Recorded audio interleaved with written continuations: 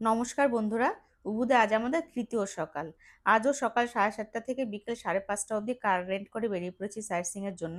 প্রথমে এলাম কান্তরলাম্পো ওয়াটারফলে। এই হচ্ছে ticket counter. 25K per person entry fee দিয়ে আমরা চলেছি ওয়াটারফলের দিকে। এখানে আবার টিকিট চেকিং করলো। ছবি তোলার জায়গা হিসেবে এই ওয়াটারফলটির পরিচিতি রয়েছে। সিঁড়ি দিয়ে 7-8 মিনিট নামার পর এখানে এসে পৌঁছলাম। ডিরেকশন অনুযায়ী আমরা প্রথমে চলেছি ওয়াটারফলের দিকে। বেশ কয়েকটা জায়গা দিয়ে জলধারা পাথরের গা বেয়ে ধাপে ধাপে নিচে নেমে এসেছে। এখানে স্থানীয় লোকেরা টাকার বিনিময়ে ছবি তুলে দেয় ফলসের নিচে। দেখুন সবাই কিরকম পোজ দিয়ে ছবি তুলছে। তবে তার জন্য জলের মধ্যে সবাই লাইন করে দাঁড়িয়ে রয়েছে, সেটাও নিশ্চয়ই আপনারা খেয়াল করলেন। ক্যানোপির নিচে এই কাসকেড ফলসটি আমাদেরও খুব ভালো লেগেছে। আর এই ছোট্ট নদীটি কুলকুল করে বয়ে যাচ্ছে। খুব বেশি জল নেই এখানে, এখানেও স্নান করা যায়। যাই হোক, আমরাও এখানে ছবি তুললাম। তবে আমরা যেখানে ছবি তুলছি সেখানে লাইনও দিতে হয় না, আর সেখানে যাওয়ার জন্য জলেও নামতে হয় না। দেখুন সবাই কীরকম লাইন দিয়ে দাঁড়িয়ে রয়েছে ছবি তোলার জন্য আর স্নান করার জন্য। যাই হোক, এসব দেখে আমরা এখন আবার ফলসের অন্য দিকে যাচ্ছি। যারা এখানে স্নান করে তাদের সুবিধার্থে রয়েছে এখানে লকার, চেঞ্জিং রুম। সিঁড়ি দিয়ে নামার সময় একটা জায়গা থেকে ডান দিকে টার্ন নিয়ে আমরা ফলসের দিকে এসেছি, আর বাম দিকে টার্ন নিলে আরও কিছু দ্রষ্টব্য আছে দেখলাম। আমরা সেগুলো দেখার জন্য যাচ্ছি।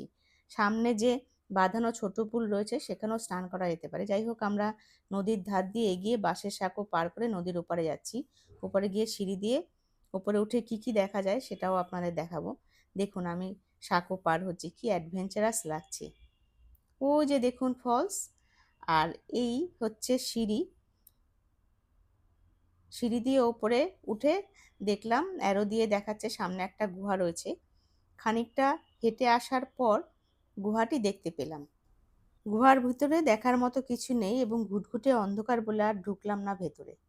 আমরা নদী ক্রস করে এই পারে এসে এখন আমরা ওয়াটারফলসের সামনে রয়েছি।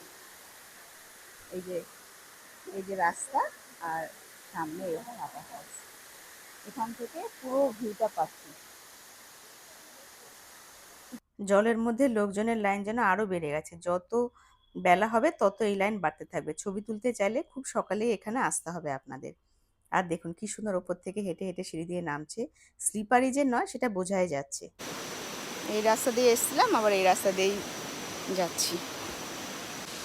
সাঁকো পেরিয়ে এপারে এলাম। এবারে এখানে টয়লেট, আমরা সবাই একটু টয়লেটে যাব। আমাদের পরের গন্তব্য টুকারচেপাং ওয়াটারফল। যাওয়ার পথে দেখলাম ওয়েডিং সেরেমনি হচ্ছে এখানটায়। আমাদের ড্রাইভার বলল ওদের বিয়ে হয় মন্দিরে, যাকে ওরা ফ্যামিলি টেম্পল বলে। আমরা চলে এসেছি টুকারচেপাং ওয়াটারফলসের এন্ট্রি পয়েন্টে। আর দেখুন নেমেই দেখলাম কিরকম অদ্ভুত ক্যাফে। সব থেকে অ্যাডভেঞ্চারাস ওয়াটারফল হচ্ছে গিয়ে এটি, মানে যাওয়ার পথটা। 30K per person entry fee. প্রথমে বেশ কিছুটা প্লেনল্যান্ডে যাওয়ার পরে সিঁড়ি শুরু হলো। সিঁড়ি শেষ হওয়ার পরে এরকম ক্যানেলের পাশ দিয়ে জঙ্গলের মধ্যে দিয়ে রাস্তা। অনেকটাই হাঁটতে হয় এখানটায়। আর এখানে দেখুন জলটা একদম নিচে পড়ছে। এখানে আসার সবচেয়ে ভালো সময় সকাল 10টা থেকে 11:30, তাহলে রিফ্লেকশনটা ভালো দেখা যায় ফলসের নিচে। এইবারে সিঁড়িটা নেমে গেছে একদম জলের কাছে।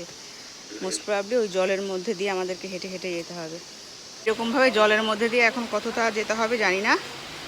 এই অনেকটাই তো জল রে। জলের মধ্যে দিয়ে যেতে হবে সেটা তো জানতাম, কিন্তু এরকম স্রোতস্বিনী জলধারা হবে সেটা ভাবতে পারিনি। তাও তো এখন ড্রাই সিজনে, বৃষ্টিও নেই। তাহলে বৃষ্টি হলে কিংবা বর্ষাকালে এখানে কি অবস্থা হয় সেটা ভাবুন একবার। স্লিপারই নয়, কিন্তু এবড়ো খেবড়ো পাথর। খালি পায়ে যাচ্ছি। দড়ি ধরে খুব সন্তর্পণে এগোতে হচ্ছে। মোবাইল আমি পাউচের মধ্যে ভরে নিয়েছি, ওরা ওদের মোবাইল ব্যাগের মধ্যে নিয়েছে। আর ওপরটায় দেখুন কীরকম খুব সামান্য একটু জায়গা দিয়ে রোদ আসছে। আর দেখুন এদিকে বয়ফ্রেন্ডের কাঁধে চেপে দিব্যি চলে আসছে।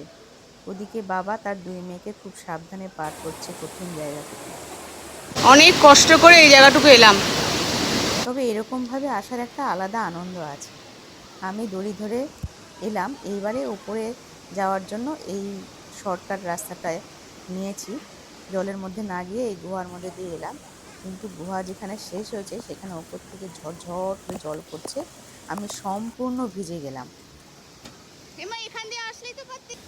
আমার মেয়েরা এই জায়গাটুকু গুহার মধ্যে দিয়ে না এসে জলের মধ্যে দিয়ে এসেছে। তাতে ওরা প্রথমে ভেজেনি ঠিকই, কিন্তু ফলসের কাছে এসে আমরা সবাই ভিজে গেলাম, কারণ ফলস থেকে আসা জলবিন্দুগুলো হাওয়ার সাথে চারিদিকে ভেসে আছে এবং না চাইতেও সবাই ভিজে যাচ্ছে। তবে সব থেকে ভালো হয় ফলসে নেচে চান করতে পারলে। তবে এখানে চেঞ্জিং রুমও দেখলাম না, আর আমরা আলাদা কোনো ড্রেসও নিয়ে আসিনি। দেখুন ওপর থেকে সূর্যের আলো কীরমভাবে নিচে নামছে, আর জলবিন্দুগুলো কি দারুণ লাগছে। সব দেখে শুনে এটাই বলবো, অবশ্যই এখানে সকলের আসা উচিত এবং এই অ্যাডভেঞ্চারটুকু সকলেরই করা উচিত। ফলস দেখে এখন আমরা আবার রিটার্ন করছি। এই সেই গুহার মুখ, এখানে দেখুন কীরকম রামধনু তৈরি হয়েছে। এখন বাজে সকাল 10:30। পরে এলে সূর্যের আলো না থাকলে কিন্তু এই রামধনুটা দেখা যাবে না। আমরা সম্পূর্ণ ভিজে গেছি, তাই আর ভেজার ভয় নেই, এই জলের মধ্যে দিয়েই নামছি।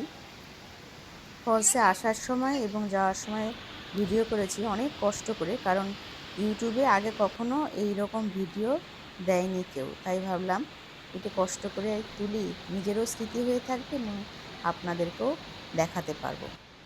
এই ফলসটি ইস্টার্ন বালিতে রয়েছে। বর্ষাকালে কিংবা বেশি বৃষ্টি হলে নদীর জলও বেড়ে যায়, তখন হয়তো বন্ধ থাকে। আর দেখুন রাস্তায় যাওয়ার পাশে এরকম একটা মন্দির দেখছি, কালো পাথরের গুহার মধ্যে।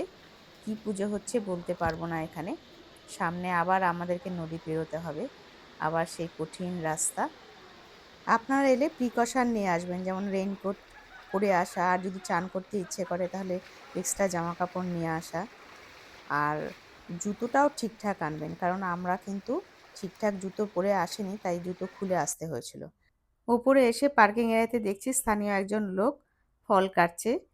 কাঁঠালের মতো দেখতে এই ফলটির নাম দুরিয়ান। সাউথ ইস্টার্ন এশিয়ার এই বিশেষ ফলটির খুব স্ট্রং ফ্লেভার রয়েছে। থাইল্যান্ডের হোটেলগুলোতে দেখতাম লেখা থাকতো দুরিয়ান ঘরে নিয়ে আসলে পরে ফাইন দিতে হবে। আমাদের পরের সাইটসিং স্পট বালির হিল স্টেশন কিন্তামণি। যাওয়ার পথে রাস্তার পাশে এরকম সুন্দর একটা মন্দির দেখছি, কিন্তু আমরা এখানে নামলাম না। হয়তো এটা ওদের কোনো ফ্যামিলি টেম্পল, আর ফ্যামিলি টেম্পল হলে তো আউটসাইডারদের ঢুকতে দেয় না। যাই হোক, আমরা আমাদের ডেস্টিনেশনে পৌঁছে গেলাম। এই জায়গাটি একটি জিওলজিক্যাল সাইট, কারণ এখানে রয়েছে অ্যাক্টিভ ভলকানো মাউন্ট বাটুর এবং তার পাদদেশে বাটুর লেক। এখানেও ঢুকতে গেলে এন্ট্রি ফি দিতে হয় 50K পার পারসন। এই দেখুন সামনেই রয়েছে একটি ভিউ পয়েন্ট, এখান থেকে আমরা মাউন্ট বাটুর দেখব। পার্কিং এরিয়াতে গাড়ি রেখে আমরা ভিউ পয়েন্ট থেকে দেখছি। এই দেখুন সামনে দেখা যাচ্ছে মাউন্ট বাটুর আর তার পাদদেশে বাটুর লেক। এখন বাজে দুপুর 12:30। আমাদের ড্রাইভার বলল মাউন্ট বাটুর বেশিরভাগ সময় মেঘে ঢাকা থাকে, দৃশ্যমান হয় না তখন, তাই একটা কনভিনিয়েন্ট টাইমে আমাদের নিয়ে এসে যাতে আমরা দেখতে পারি। যাই হোক, দূরে যে ইউরোপিয়ান স্ট্রাকচারটা দেখতে পাচ্ছিলেন সেখানে এখন আমরা এলাম। এখানেই রয়েছে একটি কনভেনিয়েন্স স্টোর, সেখান থেকে কিছু খাওয়ার কিনে খেয়ে আমরা আরেকটা রেস্টুরেন্টে এলাম। এর নাম আকাশা স্পেশালিটি ক্যাফে। এখান থেকে মাউন্ট বাটরের আরও ভালো ভিউ পাওয়া যায়, আর তাছাড়া খুব সুন্দর বসার ব্যবস্থাও রয়েছে। দেখুন কীরকম ইউনিক বসার ব্যবস্থাগুলি। এখান থেকে দেখুন ক্র্যাটারটা কত ভালোভাবে দেখা যাচ্ছে, আর নিচে লাভাগুলোকেও খুব সুন্দর দেখা যাচ্ছে।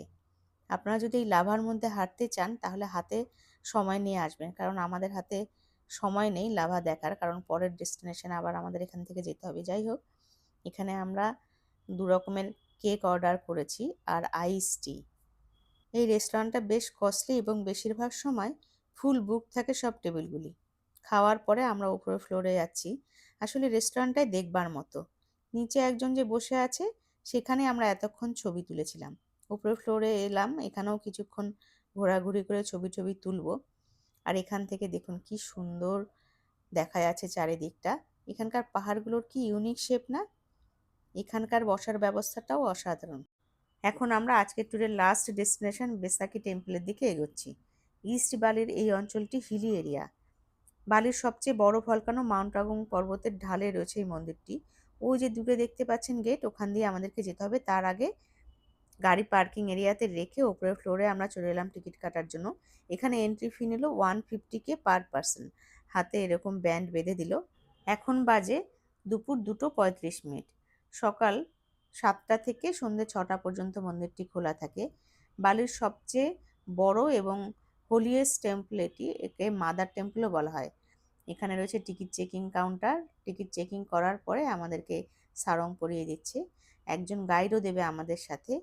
আর একটা গাড়ি দেবে, সেই গাড়িতে করে মন্দির কমপ্লেক্স পর্যন্ত নিয়ে যাবে। দেখুন, স্থানীয় লোকজন কোনো একটা রিচুয়াল সেরে মন্দির থেকে বেরিয়ে আসছে। আর এদিকে আমরা গাইডের পিছনে পিছনে চলেছি, যেখানে আমাদেরকে নিয়ে যাচ্ছে গাড়িতে ওঠাবে বলে। এই রাস্তা ক্রস করার পরে বেশ কিছু লোক জড়ো হয়েছে সেখানেই গাড়িটি ওয়েট করছে। তবে এই গাড়িতে আমাদের 4 জনের জায়গা হলো না। খানিকক্ষণ ওয়েট করার পর আরেকটা গাড়ি এলো, সেই গাড়িতে করেই এখন আমরা মন্দিরের দিকে এগোচ্ছি। আমাদের সঙ্গে গাইডও উঠলো। বালির হাইয়েস্ট ভলকানো এবং হাইয়েস্ট মাউন্টেন মাউন্ট আগংয়ের ঢালে অবস্থিত এই মন্দিরটি সমুদ্রপৃষ্ঠ থেকে 3000 ফিট উচ্চে অবস্থিত। খুব সামান্য রাস্তায় এলাম এই ফ্রি শাটল কারে। পার্কিং এরিয়াতে নামার পর আরেকজন গাইড এসে বলল আমাদের গাইডের পায়ে কিছু প্রবলেম আছে, তাই উনি আমাদেরকে গাইড করবেন। এই মন্দিরটি সিঙ্গেল টেম্পল নয়, এখানে মোট 23টি মন্দির কমপ্লেক্স রয়েছে।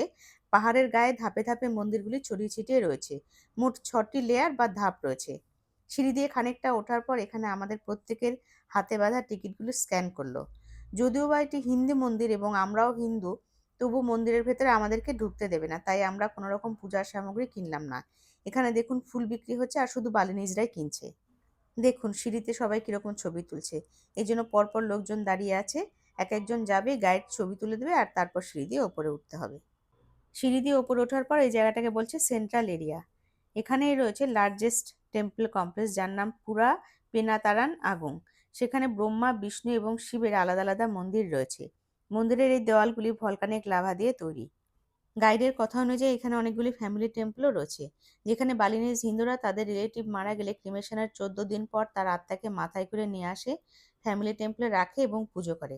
দেখুন কিরম মাথায় করে নিয়ে যাচ্ছে আত্মাকে, আর ভেতরে সেই আত্মাকে রেখে পুজো করছে। আমরা বাইরে দাঁড়িয়ে দাঁড়িয়ে দেখছি সেই রিচুয়াল। গাইডের কথা অনুযায়ী এই মন্দিরটি মাউন্টেনকে সিম্বলাইজ করছে। 8ম শতাব্দীতে তৈরি এই মন্দির কমপ্লেক্সটি বহু ঝড়ঝাপটা পার করেছে। ভূমিকম্প, বন্যা, অগ্নুৎপাত কোনো কিছুই ধ্বংস করতে পারেনি এই মন্দিরগুলিকে। 1963-তে ভয়াবহ অগ্নুৎপাতে আশেপাশের জায়গাগুলি ভীষণভাবে ক্ষতিগ্রস্ত হলেও এই মন্দির কিন্তু অক্ষতই ছিল। 20 বছর অন্তর অন্তর মন্দিরের এই চালগুলিকে চেঞ্জ করা হয়, যেহেতু এটি প্ল্যান্ট ম্যাটেরিয়াল দিয়ে তৈরি। দেখুন সব মন্দিরগুলোকে এখান থেকে দেখা যাচ্ছে। অনেকটা উপরে উঠে এসেছি আমরা, তবে আরও ওপরে আরেকটি মন্দির রয়েছে। এখানে কিছু সুভেনিয়ারের দোকানও রয়েছে। ওই দূরে যে মন্দিরটি দেখছেন সেটাই হাইয়েস্ট টেম্পল, পুরা গেলাপ তার নাম। এপ্রিল। যাওয়ার পথে গাইড আমাদেরকে এখানে দাঁড় করিয়ে কার কি মাসে জন্ম সেটা জানতে চাইলো এবং আমরা কে কোন ধরনের মানুষ সেটাও উনি বলে দিলেন। Saraswati ya Brahma creator, Shiva destroyer, Vishnu protector, Ganesh wisdom and lucky god ya. আর এই হচ্ছে পুরা গেলাপ টেম্পল। সিঁড়ি দিয়ে উঠে এই মন্দির প্রাঙ্গণে এলাম। বেসাকি টেম্পলের এই মন্দির কমপ্লেক্সটি সবচেয়ে উঁচুতে এবং সবচেয়ে দূরে অবস্থিত। ওই দরজাটি হলো মন্দিরের অভ্যন্তরে প্রবেশ করার জায়গা। অনেক উঁচুতে বলে খুব কম টুরিস্টে এখানে আসে। বেশ থমথমে পরিবেশ এখানে। এই ড্রাই সিজনেও কোর্টইয়ার্ডে মস জন্মেছে। আর এখান থেকে দেখুন কি দারুণ ভিউ পাওয়া যাচ্ছে নিচের দিকে। পুরো মন্দির কমপ্লেক্সটি দেখা হয়ে গেল আমাদের। ঘন্টা দেড়েক সময় লাগলো। এখন আমরা ফেরত যাচ্ছি। আর রাস্তার পাশে দেখুন কি সুন্দর হ্যান্ডক্রাফটের জিনিস সব বিক্রি হচ্ছে। আর এটা হচ্ছে ঘুড়ি। আকাশে অনেক শেপের অনেক কালারের ঘুড়ি দেখেছি, কিন্তু এই প্রথম কাছ থেকে দেখলাম। আরেকটা কথা শুনে খুব অবাক হলাম আমরা। গাইড বললেন এই মন্দিরটি ভারতীয় ঋষি মার্কণ্ডেয় দ্বারা স্থাপিত। এক রাশ ভালো লাগা নিয়ে আমরা চলে এলাম এক্সিট পয়েন্টে। যাওয়ার আগে পিছন ঘুরে আবার মন্দিরের দিকে দেখলাম এবং প্রণামও করলাম ভক্তি ভরে। এখন বাজে 4:15। আমাদেরকে 5:30টার মধ্যে উবুদে পৌঁছতে হবে। পার্কিং এরিয়া পর্যন্ত কিন্তু এখন আমাদেরকে হেঁটেই যেতে হবে। শাটল সার্ভিস কেবল একবারের জন্যই। আগামীকাল কী কী দেখবো সেটা পরের ভিডিওতে দেখাবো। নমস্কার।